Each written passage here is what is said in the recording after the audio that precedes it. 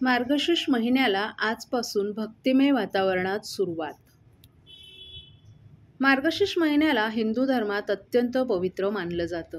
या महिन्याची सुरुवात चंद्रानुसार मार्गशीर्ष शुद्ध प्रतिपदेपासून होते आणि हा महिना भक्ती, उपवास आणि दानधर्मासाठी प्रसिद्ध आहे.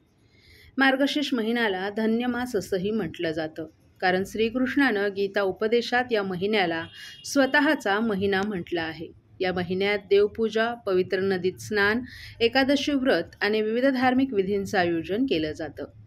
महाराष्ट्रात या महिन्यातील गुरुवारी लक्ष्मीपूजन करणं शुभ मानलं जातं. या महिन्यात स्त्रिया महालक्ष्मी व्रत करतात आणि सकाळी उठण्यानं स्नान करून देवीची आराधना करतात.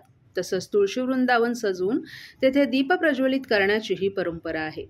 या महिन्यात पुण्याचे दिवस मानले जात असल्यानं दानधर्मालाही विशेष महत्त्व आहे. मार्गशीर्ष महिन्याचं धार्मिक महत्त्व लक्षात घेता बाजारपेठांमध्ये पूजा साहित्य, फुलं, तुळशीचे हार आणि तेलदीपांच्या विक्रीत मोठी वाढ झाली आहे.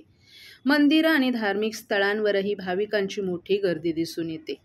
मार्गशीर्ष महिन्यातील प्रत्येक दिवस भक्तिमय वातावरणात साजरा केला जात असून लोकांमध्येही आनंदाचं वातावरण आहे.